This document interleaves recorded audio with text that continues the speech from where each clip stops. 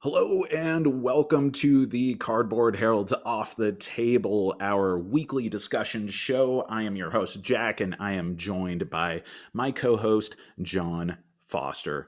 How you doing, John? Good. You want to fight about it? Yes, I do. I want to talk All about all right. the ways that we can get into some sort of conflict, something that we are notorious for doing. But conflict is an interesting thing when it comes to board games because it's not always just combat. And I think we'll get into that. But first, before we dive in, this is supposed to be like a weekly news show and Mm-hmm. discussion. And there's like no news going on in the world of board games. That's slow news week.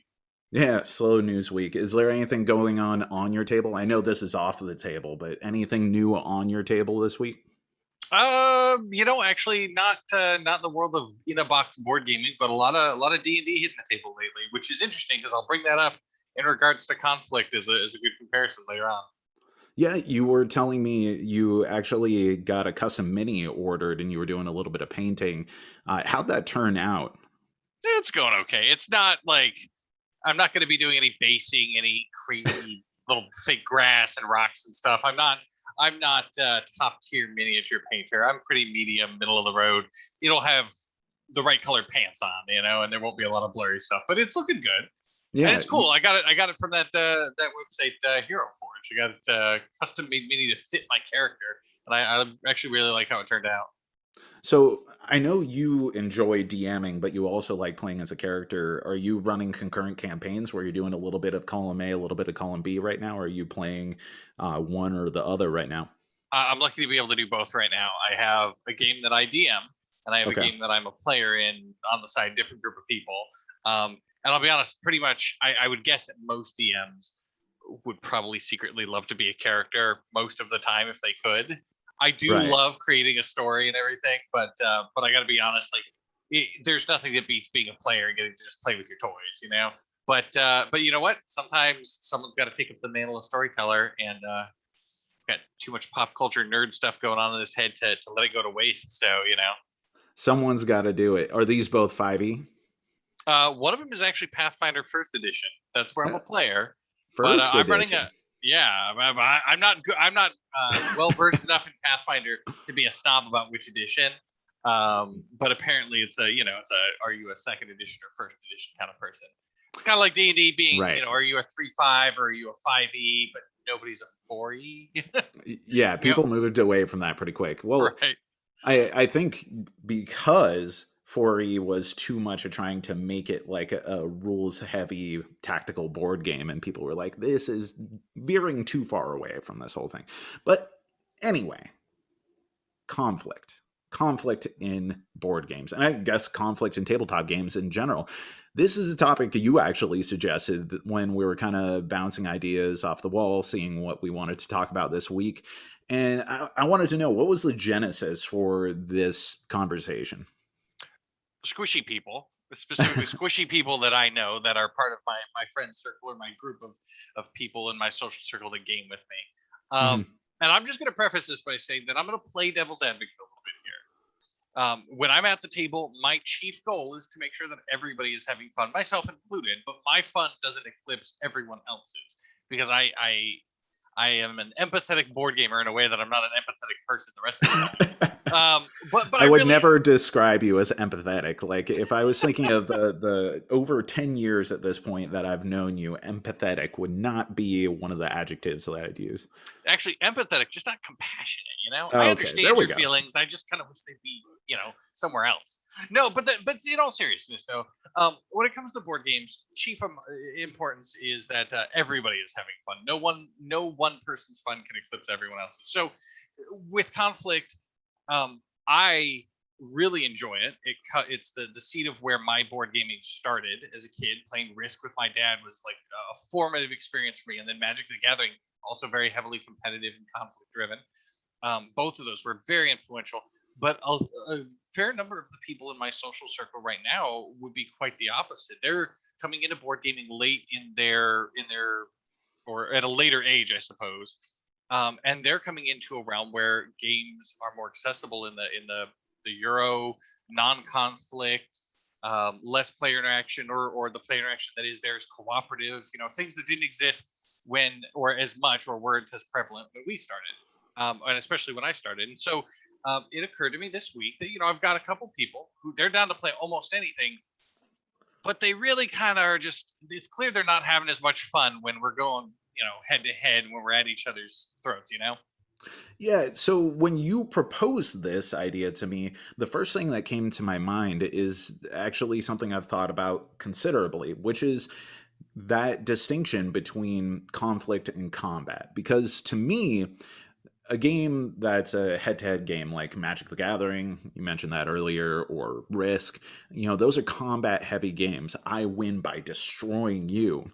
But conflict can actually come in the form of a lot of games. And there are some games which are minimal conflict. What someone does has very little impact on other players, but I tend to gravitate, or at least earlier on in our board gaming development, I gravitated more towards Euros and everything, but I still liked the ones that had a heavy amount of conflict, being that there's player interaction where the things that other players are doing are in some sense denying me my capabilities, but at the same time it's not necessarily combative. And Right. I'm interested to see, like, do you actually buy into that at all, or to you is conflict in a game something where you are directly smushing your opponent?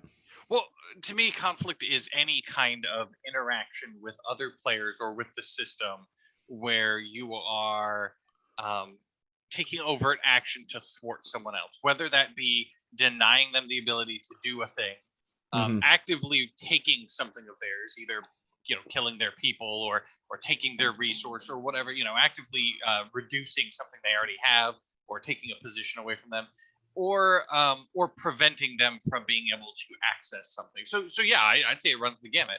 Anytime you're making a choice that will have a direct correlating effect on the opponent like that, can be considered some level of conflict. So Um, why do you think that this is your favorite style of game? Like, particularly the combative conflict. Like, why are you so attracted to it? Is it because of the history that you have with it? Is it because it's the most mentally stimulating? Is it the competitive nature in you? Like, why does Johann Faust here just go straight to the games that followed in the footsteps of Risk? well, it all started in Taekwondo, early 1990 something. No, actually, I did take Taekwondo, as most kids in the 90s did at some point or another. Got myself a yellow belt, and never once Suburban punched white another kids. kid. Yeah, exactly. Very suburban white kid. Like, I did karate. I punched a board the one time, maybe. Yeah, Never and now punched another you're human being in that particular environment. So it was like, I wouldn't use that as this is my reason for conflict. But no, right. actually, I brought that up because competitive sports is an interesting difference between you and I. Is that I grew up playing competitive sports up until my teenage years, where I kind of fell off of that bandwagon and fell into more competitive, nerdy pursuits. Um, but your experience was that you pretty much didn't play any competitive sports as a kid, no organized competitive sports, right? Yeah, nothing like that. The most competitive thing that I did as a kid was playing Magic with my older brother, or Dragon Dice, or that kind of stuff, or Hero Quest. A very different type of game, but that dungeon crawl adversarial relationship between me and my brother, where he was Especially when it's your sibling. Zargon. Yeah, exactly. Him kind of putting me in my place, no matter how many heroes that I was controlling. That was the main source of conflict and competitiveness that I had in total in my Would you youth. Did you spend a lot of time sitting down playing a game of chess with dad, or breaking out Risk with the family, or No, anything like heck that? no. My dad did not play board games with me. Come on. He thinks all board games are essentially Candyland. Like, even to this day, he still listens to the podcast and he likes the interviews that I do, but like, I think somewhere in his mind he's settled on this is essentially all just Candyland. I have a friend who's like that with video games, where he was just of the wrong generation by a couple years or something, just missed being exposed to that at a young age. And something about it, to him, video games are always just going to be, beeps and boops on a screen that just, why? Right. Why, as an adult, why? But I guess that was my point. Is just, some of it's got to be environmental, right? I Hmm. grew up with a parent who one of the ways I interacted with and eventually, defeated my father, as sort of a rite of passage type experience was to beat him at that. Kind of like beating him at arm wrestling or running fast or whatever it is. That you have that moment where you beat dad. Well, mine was when I didn't lose a game or risk horribly. There Maybe you even go. won one There at you some go. point. But so it's got to be somewhat environmental. But the other thing is I think it's outlook too. Um, and here's where I throw in my little analogy here. There's a lot of games out there that are that have competition without direct conflict, Hmm. and that I would, of course, there's cooperative games and all that stuff. And let's set that aside for a second. Let's say if you're competing and there can only be one winner or a team of winners, there are the games that are like running a foot race, and then there are the games like a wrestling match. A wrestling match, you have to directly cause your opponent to lose. Every action you take is an action to prevent them from doing a thing or to stop to pin them to the mat. And they are taking actions to counter everything that you're doing. Whereas in a foot race, unless you're doing a different kind of foot race than I've ever seen, if you're running the 100-meter dash and you're like throwing out jabs and stuff and elbows, that I might watch that actually. New Olympic sport, Muay Thai dashing. But otherwise, if you're running a normal race, you're doing the best you can in your lane, and then you're comparing your end score to the other players or the other racers, right? So that's my analogy there. And some people prefer to be a racer, and some people prefer to be a wrestler.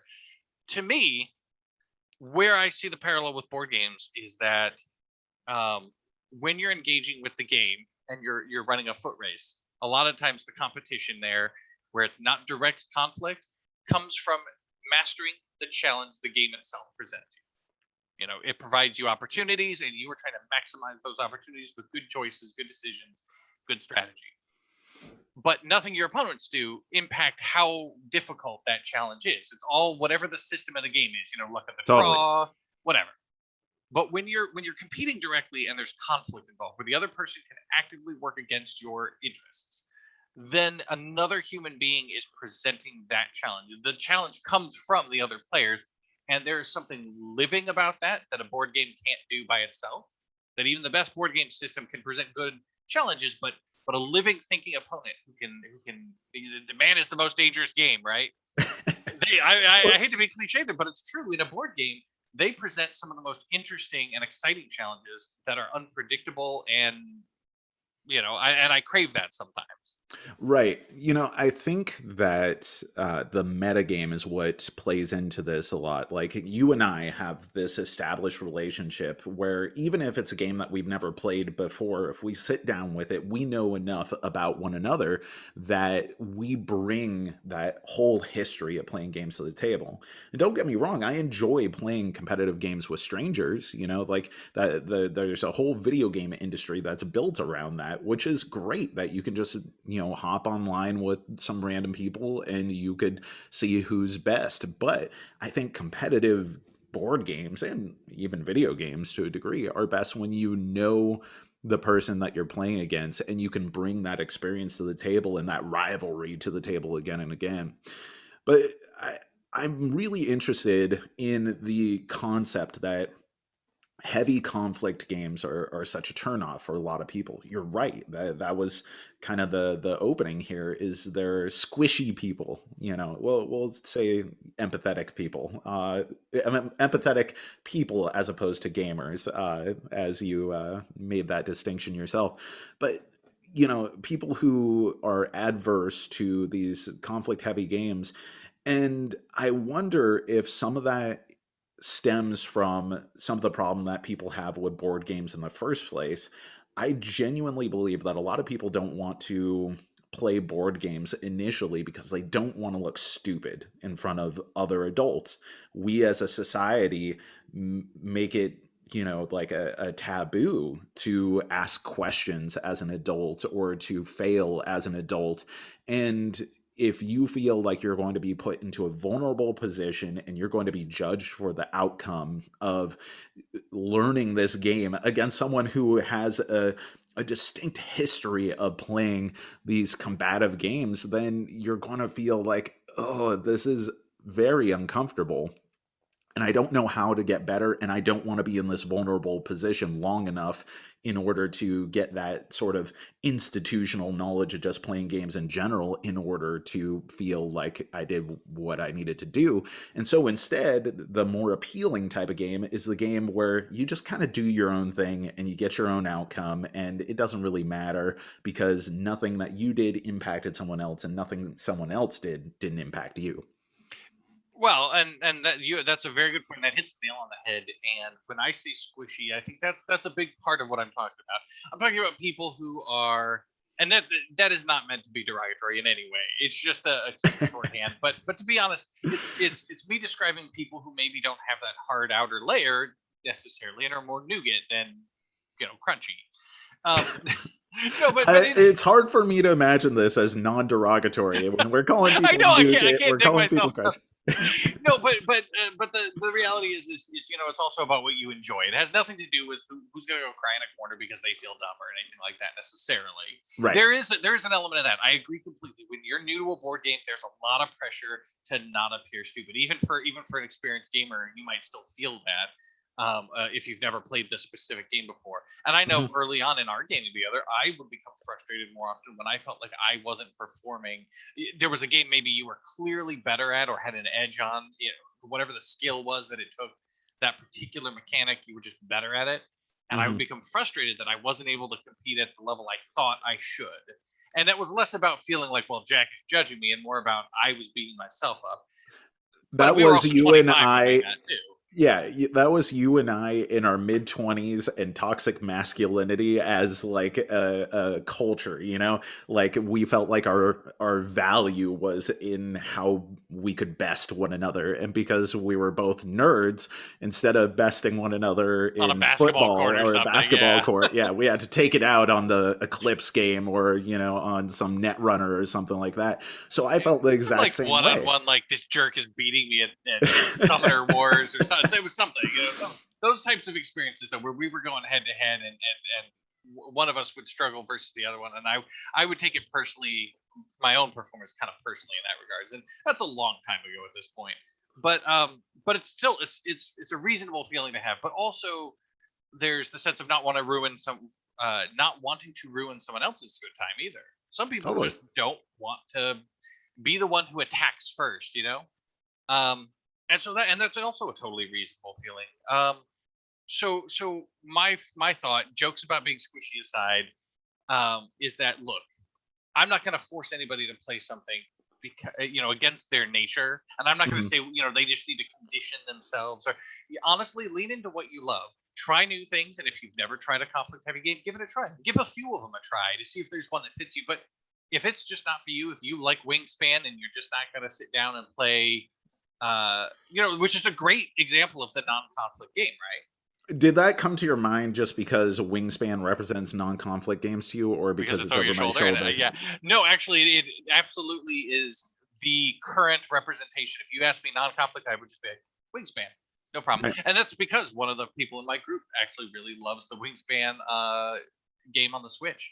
Yeah, yeah. But Which, oddly enough, is totally down to play a really heavy conflict-driven game like Game of Thrones too. So well, let's talk about like what are some of your favorite examples of conflict-heavy games, both in a game that you think leans most into your preference, but also maybe something that you'd offer to someone who's like, I don't know about this whole conflict thing, as like an introduction to this. This may be an alternative. This isn't me destroying you, which I would prefer to do, but this is still conflict that I would like to, get you dipping your toes in the water.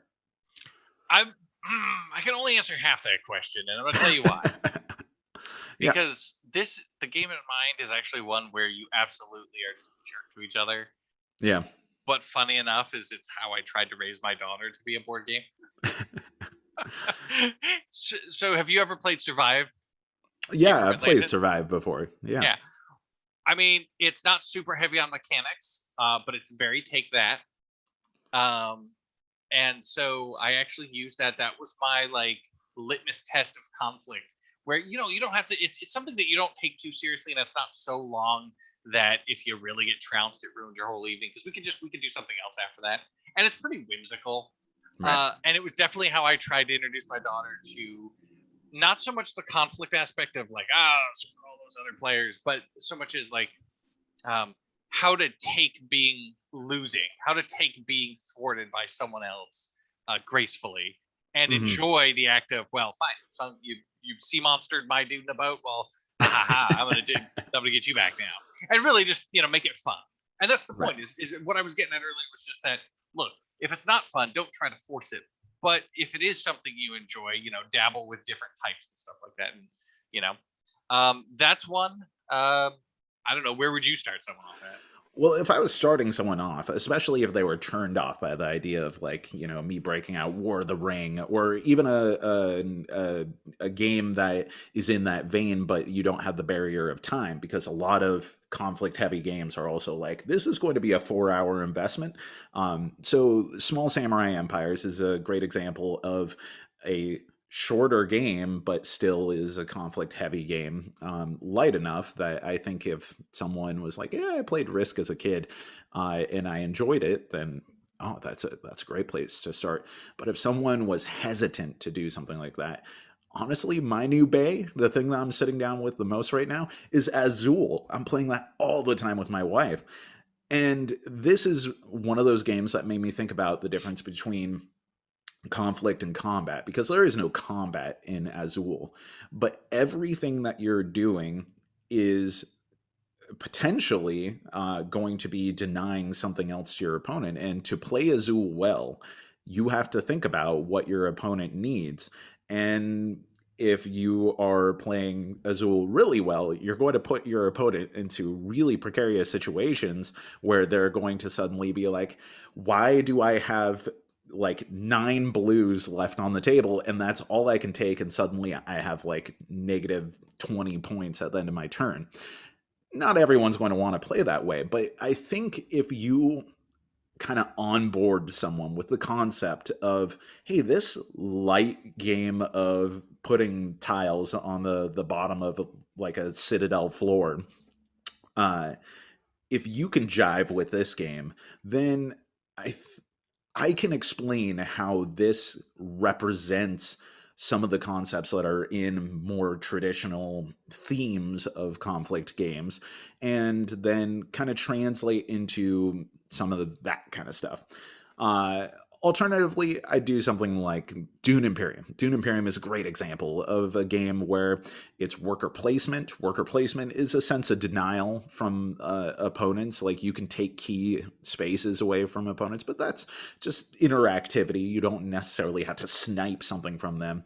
But at the end, literally, there's the conflict phase in which it's not really a combative system. If anything, I It's think a of it more like an score auction. comparison. Yeah. Yeah, it's a score comparison. I've contributed this much, you've contributed that much, and then we can reveal a little bit more, and then just people get whatever they get out of it at the end.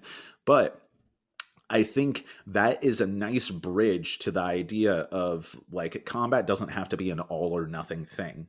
And I think that's where we veer into the areas of like, what makes combat in games more distinct from one another. I prefer games where it's not an all or nothing thing. I think of Risk and I think of my army is going to be meeting with your army, and one way or another, one of us are completely decimated. And if things really got bad, then like everything I've worked towards up until this point has just been ruined.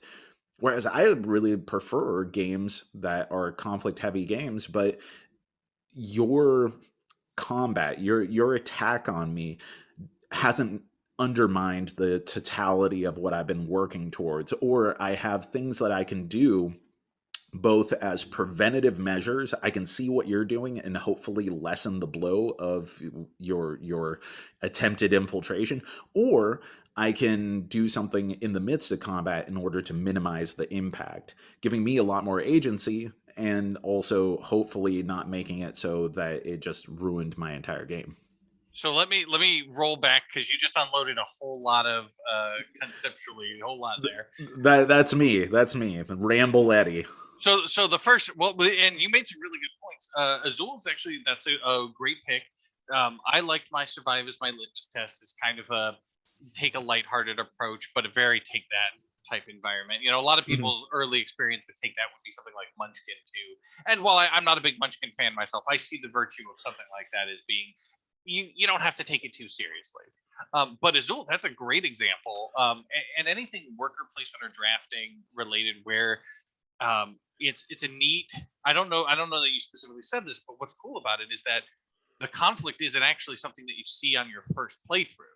If you're a Mhm. new player, you're just thinking, I just want to make the best tile floor I can, or I just want to draft the best cards I can. And it's only actually through experience that it becomes a conflict as you become a good enough player to go, oh, I can play my game and I can make choices that directly, limit the opponent. That's a really cool way to sort of dip your toe in and sort of ease into now I can be a more aggressive player because my choices are more passive aggressive in some ways. I'm setting my opponent up for failure. I'm not taking anything from them. I'm not doing anything to attack them, but I'm denying them opportunity, and that is its own form of conflict.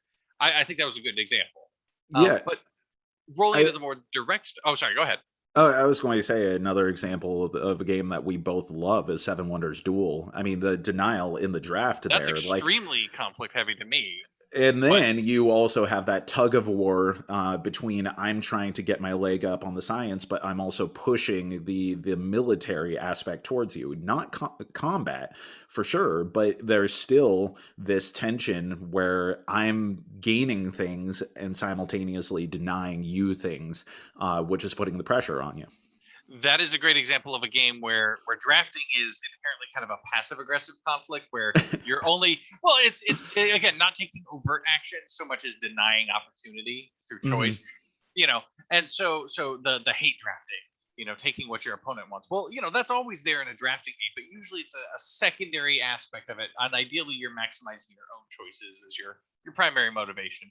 But then some of them take it to the next level. Duel really forces you into that sort of knife fight in a phone boothy type environment of everything I do opens an opportunity for my opponent, and every opportunity I take is something that gets me an edge on them. So yeah, and especially with the meters, the instant win meters of having the military of science really add that pressure. Interesting way to take a drafting game and really turn it into an aggressive conflict game without necessarily advertising it as that. Um, and I don't think anybody feels too bad about the conflict in that either, because at the same time you're still actively building something for yourself, and you're not really stopping your opponent from playing. And that gets into when you talk about combat. We talk about, okay, let's the getting away from the passive stuff and getting into conflict heavy games that are real overt. Um, there is a design philosophy that I think is important to look at when you're picking a good game. And I actually roll back to old Magic the Gathering designer journals. I mean, I still love referencing that because they grew so much over such a long time as a game design company, and they had a lot of stuff out there in the early 2000s on their website that was really interesting. And I would read those articles weekly. And one of the ones that they pointed out is how they learned over time to be very careful with at least two specific types of strategy: counterspelling, or denial, as it's popularly referred to. Um, As the kids refer to it. yeah, as the young Magic players might know it as. Now, there's denial, the act of actually countering your opponent's spell, so it never lands on the table at all. It just goes to the graveyard. You're done. Um, and land destruction. And what's interesting about those is, and what they talked about is that you could drop a creature on the board, and the opponent could instantly lightning bolt it the next turn, and you'd feel, okay, hey, he had to work for that. He destroyed my thing, but that's what it's there for. I mean, he's not going to let a threat sit on the table. They're going to destroy it. But then, why is that different than me using a single card to counterspell it? Well, because then it never even got to go on the board. It never, it prevented me from even playing the game. And that's the key right there. The same thing is true of resource denial, the land destruction. If I am playing a spell that destroys land, now I'm denying the opponent the opportunity to do anything. I'm not destroying the thing they've done. I'm preventing them from doing anything in the first place. And so when you look at conflict games, you want to avoid the types of mechanics that prevent the players from actually playing the game. And going back to the combat version of things, Risk is like that, in that when you have an all or nothing situation, but also your resources are heavily dependent on your board position. Every territory you lose, every time your continent gets taken away from you, your ability to do things in the next turn is minimized, and you lost something at the same time. So it's a double threat, and no one likes sitting there not being able to play because they're being attacked. You know what I really like is when a game makes a distinction between the elimination of your opponents as well as the condition with which you win a combat. Like I think of Commit, I think of Game of Thrones, where like your total value, your total strength in this combat is a distinct thing from the amount of enemy units that you're going to end up killing, and that gives you a lot more interesting decisions while you're the attacker, but it also softens the blow as the defender, right? You know, because you know that your opponent is going to have to make that choice between what they're going to try to deny you as a resource for the future, you know, killing your units, or possibly successfully winning that combat in and of themselves. Makes it a lot more meaty and interesting of a situation. I agree, and that's where combat or conflict games have evolved over decades. Is that the idea of, okay, the victory condition should also tie into the resource. It just means that the better you do, the more you can do, and the worse you're doing. If I'm losing by points, then I'm also losing the ability to do anything. I would hold up, and actually, why don't we break out a Twitter question early? I believe one of the questions was, "What's one of our favorite conflict-heavy games?" Comet is right up there at the top of my list, and one of the major reasons, aside from how much I love the asymmetry and the gradual buildup of powers, is that the conflict aspect. I mean, it's vicious. The whole game, most of the points you're going to get are driven by attacking the opponents. Um, but then you also don't care so much that you lost anything. There's no ownership. There's no Right. sense of being denied opportunity to do something. If I capture a temple, maybe I'll get a point if I keep it at the end of the round. But at the same time, I also know that I'm a target. So as soon as someone attacks me, I don't take it personally, and no one else does either, because that just weakened their army, and now they're going to get attacked. It's I this. take it personally, John, every Well, you time. should, because it's Yeah. always I'm always out for you. Okay. But no, I mean that's it's exactly what you said. It's why I picked that one. Also, Cyclades is another great example. Same designer, or same company rather.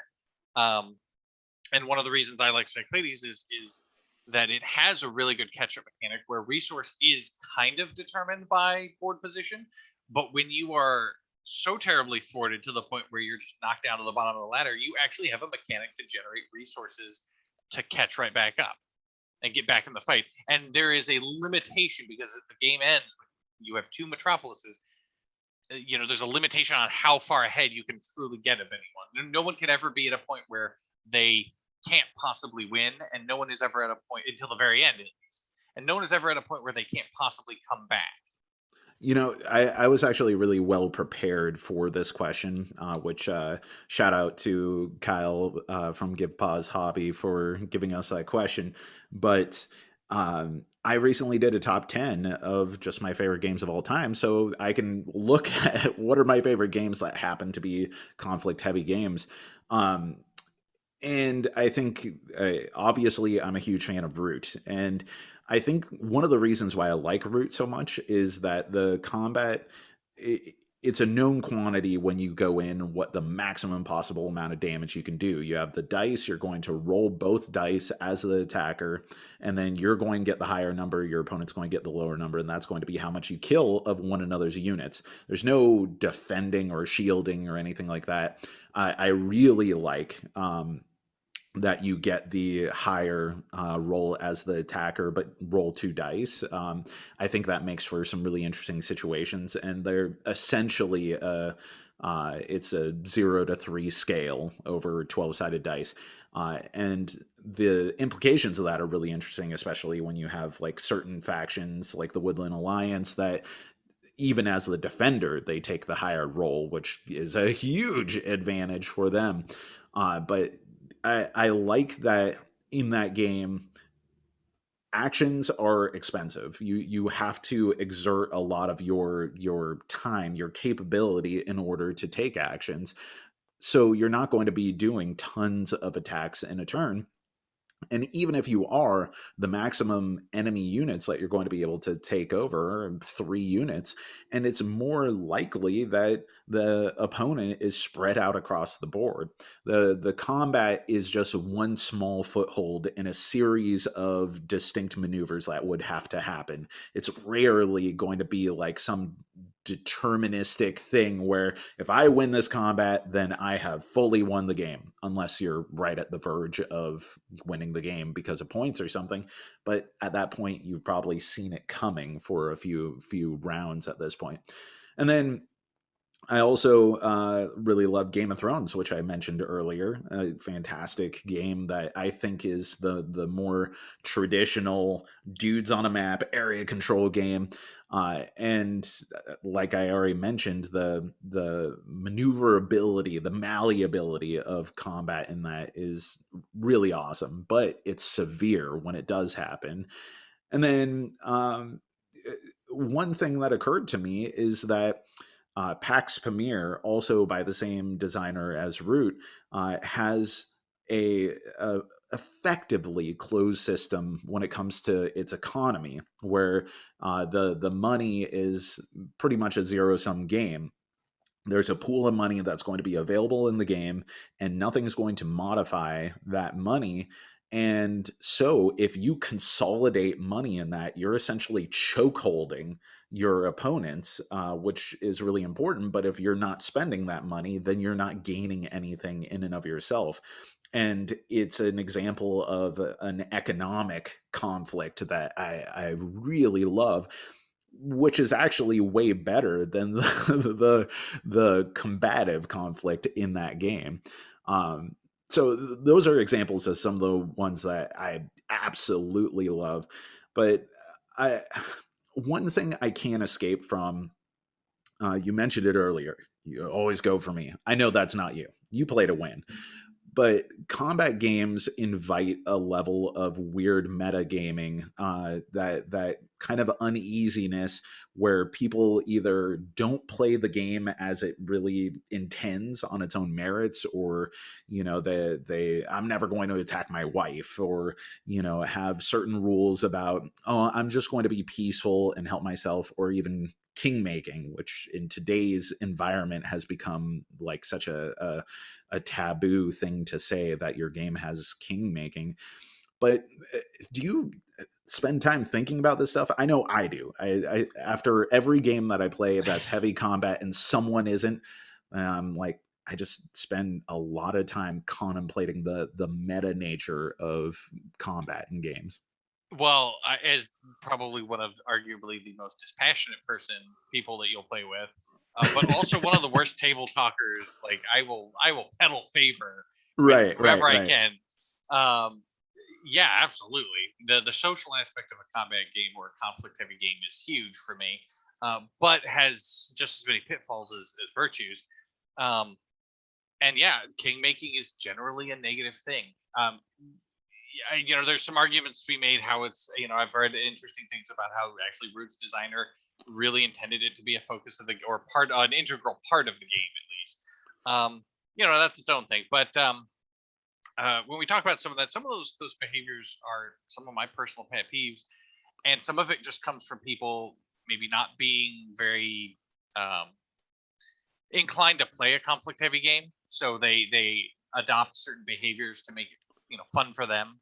Like for Right. example, some people maybe they're playing with their girlfriend or their wife or their husband or their significant other or whatever, and they usually play friendly games with that person. Or they play Wingspan, or they play competitive non-conflict games, right? With that person. And so now they're not really in a position where they're going to have to go home and live with whatever they do at this table. But also, they're not really accustomed to being at each other's throats. So when they get to the table, maybe they just instinctively point themselves at other players. Or conversely, maybe this is an opportunity to take out some unwanted aggression on each other. My wife never holds back when she plays a game with me, as far as attacking me. If anything, I have a bullseye on my back, for whatever it is that I've done that week. Hmm. But Hmm. so that's kind of that's a thing you have to work around to a point. Some of the behaviors I really can't accept are some of the ones where you always get that person who as soon as you attack them once, you're their target the rest of the game. Win or Exactly, lose, they're exactly. out to ruin your day. And that frustrates me. The person who plays excessively passively, they're ruining their own game more than mine. So I'm not too, maybe it's I wouldn't necessarily choose this game for them next time, but as long as they're having fun, that's fine. So really, there aren't too many that bother me, other than some of the ones where the decision making is just irrational, or there's some unspoken alliances where it's clear that they're colluding or king making to the point of they'll lose their game if it means not doing anything to harm this other person. Well, Um, that gets into the Reinhard Knizia quote, the good doctor of board games, who he has this famous quote that I see come up from time to time. That's when playing a game, the goal is to win, but it's the goal that's important, not the winning. And I think a lot of people think of that as like meaning that winning isn't everything, but I think that's missing a big part of the quote, which the first to, part. yeah, exactly. The goal is to win, and that goal in and of itself is important. It to me means that a game expects you to engage with it on its own terms. If you're playing a combat heavy game and you're not engaging with that combat, you're trying to circumvent it, then you're actually like destabilizing the game entirely, which Hmm. not only makes it not fun for you, but it makes it not fun for everyone else. Like the whole system collapses if people aren't buying into that this is this type of game. I mean, there are games where you can kind of circumvent the primary intent of the game and it's like a viable strategy. But if you aren't making rational decisions that are in some way helping you, then you are actually denying fun to other people at the table. Or at least to me, a well designed game, a more interesting game, would expect that players are all kind of buying into it in roughly the same level. You know, Brooks got a comment out there in chat actually that kind of resonates a little bit with me on that. Is she mentions her Midwest background as being very anti-conflict, and all I can think of honestly is like Fargo, very much like, oh, sorry about that, fella, didn't mean to attack your thing there. Very very much of that kind of like, oh, Right. don't want to do that. uh, which is great. Honestly, that's a great personality to sit down with at the gaming table, but maybe a handicap in a conflict heavy game, right? And what I would say is philosophically, if it changes anybody's mind, think of it as it's your job to provide as great of a challenge as possible to the other players, because that's what a conflict game. That's the system behind a conflict game. Is that part of the challenge for other players is engaging with you. Right. You're attacking them not to destroy them or make them feel bad, but because that's their thing to overcome. And if you're not doing that, you're not doing your job at that table, as and so that gets to what I mentioned about being dispassionate, is that you can always count on me to sit down at a board game table where there's a big element of conflict and evaluate my opponents equally. I don't ever pick on one person, um, because if you're sitting at a player count of say 4 people and all Hmm. you're doing is attacking the guy who's losing the worst, well, chances are then you're letting the other two get ahead. Just because there's an easy target doesn't mean you have to ruin their day. Likewise, if you're being attacked, it doesn't necessarily mean you need to get your revenge on anybody, because the other person doing it might have been doing it because you presented a good opportunity. You need to be looking at other players as opportunities, as pieces of the mechanics of the game, not as personal interactions necessarily. Although, that being said, it's good to know the people you're playing with and know what their predilections are. If you're poking a hedgehog who's just going to attack you back, that is an interesting and important part of what I think the social aspect should be, is knowing who has a tendency to react in certain ways. Right, and that becomes incredibly important in games with heavy negotiation where you can't protect yourself entirely from Right. everyone at the same time, like Game of Thrones. But I think the best way that we can end this is if we talk about like the best and most interesting and fun combat implementations or conflict in general implementations in games. The games that we really love, we mentioned earlier, but I think there are some other interesting ones that we can certainly talk about where I think it's done really original things or piqued our interest.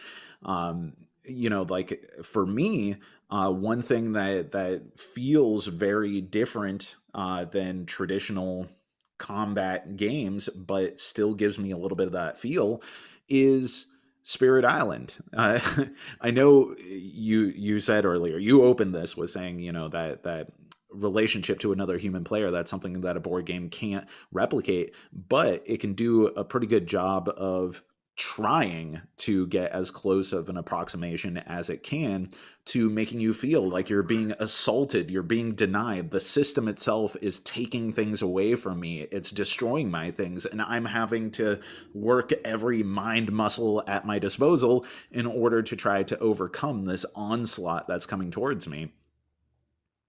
Let me just jump in and say that I agree actually with you in a lot of ways, that that is a game that does one of the, for being a cooperative game and having no conflict whatsoever between players, it actually does a really good job of feeling like you're being invaded. I mean, the enemies are invaders, but I'm so it's right there in the title. But it really does feel like, there's that's something I've actually, it's kind of a white whale. One of those things that one of the I'd love to see more of is a game where I am being invaded, but not by other players. A true conflict game with no conflict between players Mm-hmm. would be interesting. Um, if we could play Game of Thrones, but instead we're fighting against, the White Walkers or the others, depending on which one you want, instead of each other, that would be really interesting. Instead of them just being a side threat. Why are Spirit there Island really is that, no though. cooperative or single player tower defense games? That's what I want to know. There's Why? there's some out there, but it's not been done very prominently. I feel like is it's not as widespread as the, you know um, should I call it like the pandemic style, where threats accrue on the board somewhere kind of thing. Yeah, well, like you and I played Orcs Must Die together, the video game, and we had a blast with that. And making Orcs Must Die the board game, which, it It had exists. many problems out there, but the idea of it being like a competitive game is bananas to me. Like, why isn't there a game where me and my friends are essentially setting up our defenses and continually manning those defenses, running interference against this onslaught, the invader situation that you were just talking about? Yes, Spirit Island kind of gets into that, but it's not quite that thing. I think that is untapped potential out there Uh, for any aspiring designers. you could pull up a few examples of that, but again, yeah, I agree. It's not as widely done or as well done necessarily. So what else? What's your current bay? Like if you could play a conflict heavy game tonight, what's that going to be? Well, I mean, I did just get Command Second Edition, so I'll have to let you know about that one. But actually, to give mention to another great game that I like that kind of subverts some of what conflict games are all about, and I know you like this one, Spicy Vikings. There we go. Yeah, Yep, Blood Blood Rage. Rage is a great example of a game where it can be very conflict oriented. It's combat in a sense, but kind of like Dune, it's really more about just comparing some scores to determine an outcome rather than a direct combat.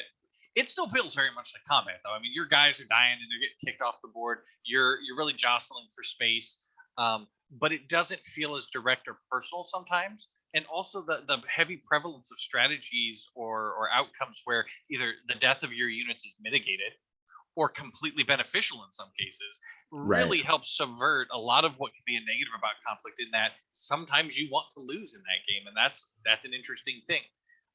Or sometimes you just don't care if you lose. You're willing to go on these suicide runs, and no big deal if you lose. That wasn't the point of what you just did. The combat in that game reminds me of the Simpsons episode where Bart says, I'm just going to be punching and walking in this direction. And if you happen to get in my way, that's your own fault. And Lisa's like, well, I'm That's just how I going to live. be kicking in this direction and walking this way. And if you happen to get in my way, it's like, How I live my life, Jack.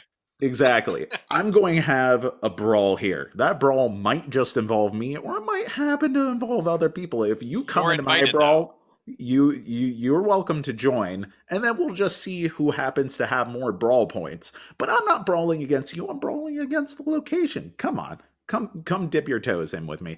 Yeah, Yeah, exactly. that's such a great example, and I think that's part of the success for Blood Rage is For a lot of people, I think this was like the compromise, the conflict heavy game that you could bring home to your parents, that you could bring to the non-confrontational friends and say like, I can have a combat in this area that is entirely just me. I have the only presence there. But if there's space, you can be invited into it and you can smush me with this giant awesome ogre, and that's going to feel really good. But it's still, we're targeting an area rather than I am targeting you. And I think maybe that perspective flip in and of itself is enough. But yeah, that's a fantastic example. um, I, I think that as gaming has developed, well, I guess gaming has been developing for as long as humanity has been around, but as the modern tabletop game designs have developed, I think there was this move away from direct head-to-head combat, but I still feel like we're still in like a nascent stage for what tabletop gaming is going to end up being. And I think there's going to be more of these interesting compromises between different genres, different types of conflict, and purists, people who love old games, who love command and color systems, who love Axis and allies, are going to become designers who also learn some of the game design philosophy of wingspan and terraforming Mars and that Well, kind of that's stuff. what I love to see the most is those old school sentimentalities of heavy war gaming that seems to be, a lot of older games just have so much, are drenched in some of that stuff.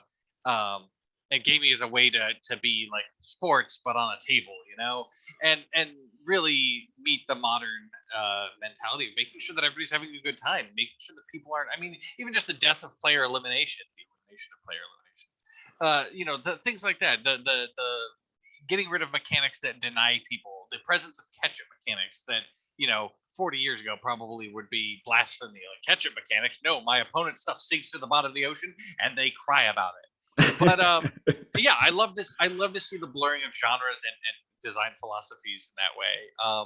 And I did want to point out one other interesting spot is if you want to dip your toe in conflict, maybe in that same vein, is maybe seek out, like, say, like a worker placement game that invites bumping spots, for example, as a light. Look for other games that you like, but maybe with a little bit of conflict. Lancaster and Chimera Station are honorable mentions for me as being their worker placement, but you can bump your opponent's pieces, and so there's an element of jostling for position. Well, as one little final bit of conflict here, a feel good story, because, we're both dads, but I have a younger kid. My kid was finally able to play King of Tokyo yesterday, and it was one of the most heartwarming experiences in my life. And he wrecked me. I tried as hard as I could in order to slaughter him, but I didn't get the claw rolls I needed at the very end, and he actually said, "Dad, I'm going to kill you," which is worrisome for a 6-year-old. But he was, Expected, though, by the time they're 12, trust me. yeah, exactly. He was in Tokyo, and he had an extra head, so he was rolling 7 dice, and he got 5 claws, ending the game. And it was about the best experience that he had had in a tabletop game to date. And I think this is the first time that he and I have ever played a combative game where you are trying to win by taking down your opponents. And he played with my wife and I, and he crushed us. It was awesome. And he's out for blood now. He's a shark. That is absolutely the experience I want to have. That was my hope with Survive. Was I want to have that experience where my kid can actually kick my butt and feel good about it and just cheer them on. Uh, Very much a good experience tonight. Can I actually? Do we have time? I'll share my one best anecdote on a conflict game with you. I will allow it. All As right, the it judge involves of the you, so Cardboard how Herald. could you pass? Um, Exactly. I don't know if you remember this one, but this is back when we were playing our monthly gaming group, heavier games. We had a 6-person Game of Thrones game going, and God, nothing gets the pulse pounding win. You see victory on the table, and you are just. Right. I never get that excited about playing, brass, where something economic is happening. But when I have that move that I 3 moves and I'm gonna win, I can do it. I can take this fort, I can take this fort, I can take that castle. Done. And no one else seems to notice that I'm in this position, right? And Mm-hmm. so I felt very little finger at the moment. I'm gonna make it happen. And sure enough, the turn comes around, orders start getting revealed, and everybody else is I'm stalling for time. And all of a sudden, John's got another castle fort. Where did that come from? Okay, well now he's got another one. Well, that's crazy. He was in the middle of the pack just a second ago. Wait, he's only one away from winning, and he's got more orders on the board. What are we gonna do? And everybody just watches, waiting for me to win the game. And I flip that final attack, and it's like, okay, I have a choice here. I can attack up in the north, or I can attack in the south. And I sit down and I do my zero-sum math game, and I math it out. And sure enough, Jack, I'm guaranteed to win, almost certainly. I've mathed it hard, but Jack is by 1 point the favorite to beat. So why take chances? Why not take the obvious, easier type? And I go for Jack, and he flips his 0 leader card, which for the faction he was playing, the Dorn faction, he flips his what is it, Oberyn? Right. No. Yeah. So anyway, no, it's the guy. It's the guy with gout. Oh And I yeah, can't. yeah. Doran Martell. Yeah. Yes. He's the grass that hides the viper. Oh God. And yes, the grass beat me that day. You flip that card, and all it says is the fight is over. Nobody wins. You both retreat. It doesn't win you the fight, but it leaves me stranded 1 castle short of victory. And there I am with 5 other players looking at me, going, "He almost just beat us out of nowhere in a single turn. He's going to have a bad day from now on." And they absolutely just demolished me after that. But it was the closest I've ever come to victory, only to be just denied completely. And I still remember it like 6 years later. It's one of the best experiences. And that is what's great about conflict. And I think what was great about that particular group is that there was an assumption by all 6 people that we wanted to go in to each of those games, meeting them at their own terms. And because of that, we were able to apply that pressure to one another. So that's what combat's all about. Well, I think this was a great discussion. I hope that we get some questions or comments from people about their favorite favorite combative games, and also if you have thoughts on things that you'd like to see us talk about, then let us know. I want to put in a quick plug for the Discord channel. There's some great discussion that's going on there. There's a link in the comments, so definitely check that out. And then if you can't catch all of these live streams but you still want to catch up to them, you can always check it out on the video channel here, or we have the podcast channel, which Cardboard Herald started as a podcast way back in the day and has been continuing since. And so we are putting these discussions up there. And I think that's it. Slow news week or not, it has been a pleasure to meet up with you, John, and just talk combat and reminisce about some of our best experiences, man. All right. Well, we'll see you next time. And you're coming over for Combat 2nd Edition, right? That's the plan. All right. Thanks for everyone who joined us in the chat, and thanks, John. I'll catch you next time.